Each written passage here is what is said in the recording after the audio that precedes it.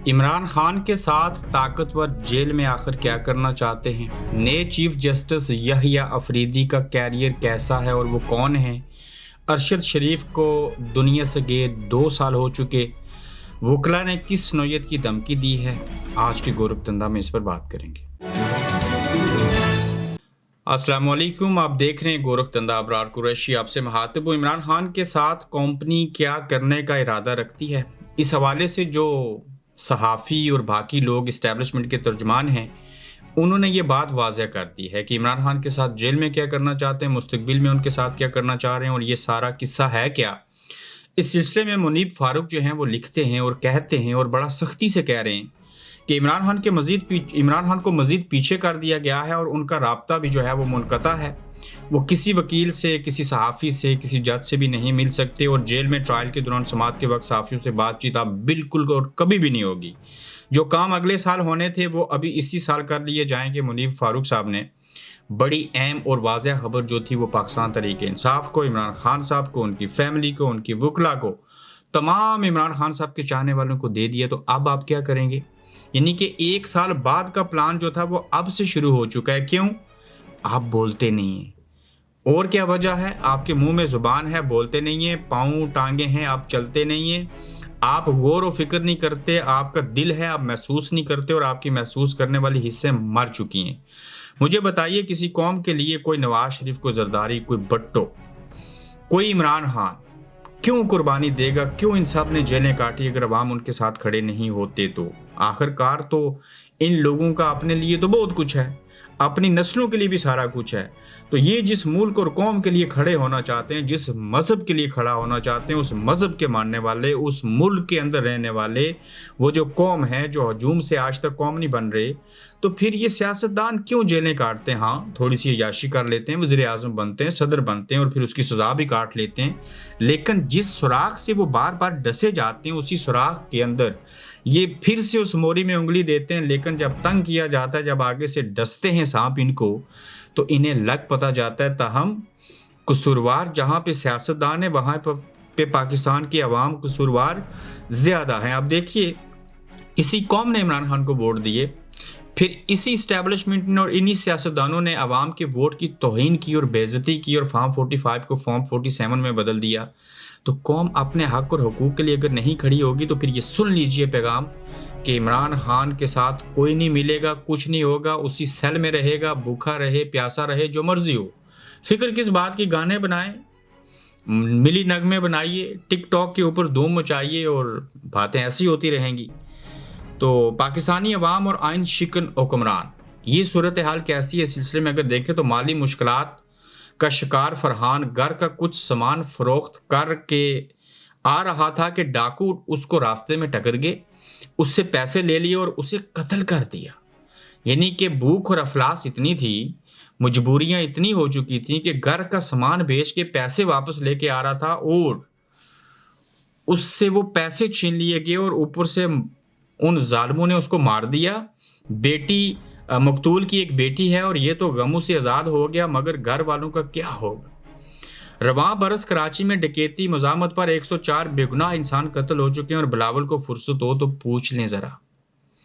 अगर आप अपने भतीजे की खुशियां मनाने से फुर्सत मिले तो 104 बेगुनाह लोग कत्ल हुए हैं पिछले 1 माह के अंदर कराची में। तो इस मुल्क के अंदर इसीलिए लोग रहना नहीं चाहते, लोग बसेरा नहीं रखना चाहते, लोग सात समुंदर पार आना चाहते हैं। ये लोग ना सिर्फ इस मुल्क में रहना नहीं चाहते बल्कि इस मुल्क को ठीक भी नहीं करना चाहते। वो 94% लोग चाहते हैं इस मुल्क को छोड़ दें। ये गंदा हो चुका, नंगा है, जान की फिक्र, खाने के लाले पड़े हैं। तो लिहाजा हम किसी तरह से बाहर चले जाएं। हम किसी भी बिजनेसमैन की मैं वीडियो लगाता हूँ, मेरा इनबॉक्स भर देते हैं लोग कि भाई इससे वर्क परमिट लेके दो, इसे कहो हमें वीज़ा दे, हम मुल्क छोड़ना चाहते हैं। लेकिन जो मुल्क के अंदर बैठे हैं उन्हें मुल्क के साथ कोई हमदर्दी नहीं, कहते हैं जाए जहन्नम में, ये मुल्क कभी ठीक नहीं हो सकता, इसको छोड़ दें। मुझे बताएं, अगर लोगों को ये पता चल जाए कि बांग्लादेश उनको पनाह देगा, मैं इवन अफगानिस्तान का नाम लेने लगा हूँ, चीन, भारत, मैं दावे से कहता हूँ इस मुल्क के 90% 25 करोड़ में से 22 करोड़ अवाम इस मुल्क को छोड़ दे, जायदादें बेच दे, सब कुछ कर गुजरे। क्यों? जुल्म है, नाइंसाफी है, माशी हालत ख़राब है। जिसके पास पैसे हैं उसे जान के लाले पड़े हैं बचाने के, जिसके पास पैसे नहीं उसे खाने की फ़िक्र है। तो ये अवाम जाएँ तो जाएँ किधर? बाकी अगर पाकिस्तान की खूबसूरतियाँ देखें तो मैं इतनी लंबी फ़हरिस्त बता सकता हूँ कि इस जैसा अच्छा मुल्क पाकिस्तान जैसा दुनिया में कोई नहीं है, सिर्फ़ अगर इस मुल्क के अंदर सिर्फ़ इंसाफ़ हो जाए और कुछ करने की ज़रूरत नहीं है। आपको ऐसे मौसम कहीं पे नहीं मिलेंगे, आपको ऐसी ग्रीनरी और ऐसा एनवायरनमेंट नहीं मिलेगा, आपको इस तरह के खाने खाने को नहीं मिलेंगे, ऐसी मुल्क से मोहब्बत करने वाले लोग भी नहीं मिलेंगे। लेकिन ये मायूसी फैला दी गई, आपको लीडर भी मिले, रहनुमा भी मिले, लेकिन आप अजूम से कौम नहीं बन सके, जिस वजह से आज हालत है कि एक शख्स अपना सारा साज सामान बेच के वापस आ रहा था कि मैं उस पैसे से बच्चों के खाने के लिए कुछ लाऊंगा, कुछ कपड़े ले लूंगा, कोई स्कूल की फीस दे दूंगा, मैं बिजली का बिल अदा करूंगा, उसको डाकू ने मार दिया। क्या मेरी जान, आपकी जान, जो आप मुझे सुनने वाले हैं, आपके बच्चों की जान और उस शख्स की जान में कोई फ़र्क है? फ़र्क सिर्फ एक है, अपने ऊपर आएगी तो महसूस करोगे, दूसरे के ऊपर होगी तो नहीं करोगे। उसकी वजह कि हमारे अंदर महसूस करने वाली हिस्स अपनी ज़ात से बाहर निकल के महसूस ही नहीं करती, वो काम ही नहीं करती, उसके अंदर कोई चिप डालनी पड़ेगी। हालांकि इस्लाम ने कहा जो अपने लिए पसंद करते हो वो दूसरे के लिए पसंद करो। पूरी दुनिया के मुसलमान एक जिस्म की मानद हैं, जिस्म के एक हिस्से में तकलीफ होगी तो बाकी उसको महसूस करेंगे। लेकिन यहाँ तो लोग सुन्नी, वहाबी, शिया, पीटीआई, नो लीग, पीपल्स पार्टी, इलाकाई तसब, हम तो पता नहीं किस किस नहज के ऊपर तकसीम हो चुके हैं, हमने नफरतें पाली हैं। बहरहाल ये एक लंबा बहस तो मौजू हो जाएगा। देखिए कि अरशद शरीफ साहब को मैं डिस्कस करता हूँ, फिर आगे आते हैं उनके ऊपर। अरशद शरीफ की शहादत को 2 बरस मुकम्मल हो चुके हैं, लेकिन इस मुल्क में इंसाफ नहीं मिल सका। जिले शाह को इंसाफ नहीं मिल सका, इस मुल्क के साबिक वज़ीर-ए-आज़म को इंसाफ नहीं मिल सका, जेल में है, बेगुनाह है। इस मुल्क के अंदर लियाकत खान, कायदे आज़म, फातिमा जिन्ना, बेनज़ीर भुट्टो शहीद, जुल्फ़िकार अली भुट्टो शहीद कब्र में है, हड्डियाँ, जिस्म गल सड़ गया, उसके बाद कहा गया ये गलत हो गया था हमसे। तो अरशद शरीफ साहब को भी इंसाफ नहीं मिला और अरशद शरीफ की शहादत को 2 साल बीत चुके हैं। मुझे किसी शख्स से इंसाफ की उम्मीद नहीं। कीनिया में फिर भी कुछ ना कुछ हो रहा है, मगर यहाँ अल्लाह ताला ने ही कुछ किया तो उम्मीद है। 2 साल होने को हैं, सुप्रीम कोर्ट में समाअत ही नहीं हुई। जवेरिया सदीक, अब इस सुप्रीम कोर्ट के जज लगाए जा रहे हैं, नई चीज़ें हो रही हैं, आईनी तरमीम हो गई। और भाई 2 साल से अरशद शरीफ का केस, अगर ये इस्लामी जमहूरिया पाकिस्तान की अदालत नहीं सुन सकती तो आपसे तो गैर मुस्लिम अच्छे हैं। मैं इंग्लैंड में बैठा हूँ, मुझे यहाँ पे इंसाफ मिलता है, 100% इंसाफ मिलता है। खुलफा राशिदीन के दौर की तर्ज के ऊपर चीज़ें होती हैं, लोगों को वजीफे भी मिलते हैं, ज़कात भी मिलती है, सब कुछ होता है। लेकिन आपके यहाँ अरशद शरीफ 2 साल से दुनिया से चला गया। जब उस मुल्क के अंदर अपनी अदालत केस ना सुने तो इसका मतलब चोर की दाढ़ी में तिनका। फिर आप अंदाज़ा लगाएं किसने मारा होगा, किसका नाम आएगा और क्या चीज़ें होंगी।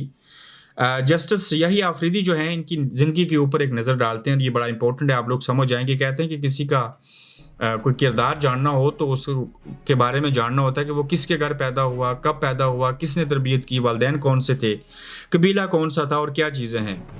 जस्टिस यही आफरीदी 23 जनवरी 1965 को डेरा इस्माइल खान में पैदा हुए।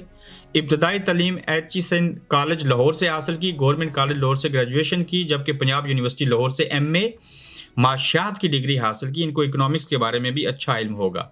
कॉमनवेल्थ स्कॉलरशिप पर जेसिस कॉलेज कैम्ब्रिज यूनिवर्सिटी से LLM की डिग्री भी हासिल की। जस्टिस यहिया अफरीदी ने 1990 में हाई कोर्ट के वकील की हैसियत से प्रैक्टिस शुरू की और 2004 में सुप्रीम कोर्ट के वकील के तौर पर वकालत का आगाज किया।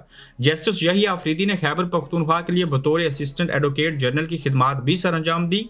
2010 में पेशावर हाई कोर्ट के एडिशनल जज मुकर्रर हुए। इन्हें 15 मार्च 2012 को मुस्तकिल जज मुकर्रर किया गया। 30 सितंबर 2016 को जस्टिस यहिया अफरीदी ने पेशावर हाई कोर्ट के चीफ जस्टिस के ओहदे के ऊपर हल्फ उठाया। 28 जून 2018 को सुप्रीम कोर्ट ऑफ पाकिस्तान के जज मुकर्रर हुए। जस्टिस यहिया अफरीदी ने आला अदलिया में मुख्तलिफ मुकदमात की समाअत की। सुन्नी इत्तेहाद कौंसिल की मखसूस नशिस्तों से मुतल्लिक केस में लार्जर बेंच का हिस्सा रहे और केस से मुतल्लिक फैसले में अपना इख्तलाफी नोट भी तहरीर किया था। और जस्टिस यहिया अफरीदी साबिक वज़ीर-ए-आज़म जुल्फ़िकार अली भुट्टो की फांसी के खिलाफ सदारती रेफरेंस पर सुप्रीम कोर्ट के 9 रुकनी लार्जर बेंच का भी हिस्सा रहे हैं।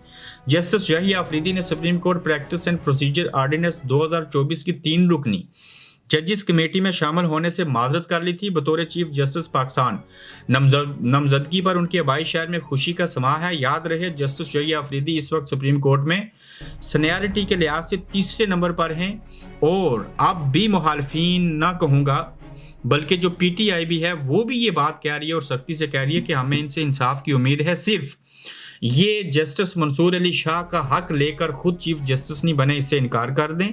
ताहम उनसे इंसाफ की तवक्को अब भी रखी जा रही है और देखते हैं कि ये अपनी बात किस हद तक कर सकते हैं, ये कितने आज़ाद हैं और कितना प्रेशर हैंडल कर लेंगे, क्या चीज़ें होंगी, ये इनके अमल से, इनके काम से, इनके फैसलों से पता चलेगा। जज खुद नहीं बोलता, उसके कलम से लिखे हुए फैसले बोलते हैं। अपना ख्याल रखिएगा, जल्द आपसे दोबारा मुलाकात होगी। आप देख रहे हैं गोरखधंधा अब्रार कुरैशी के साथ।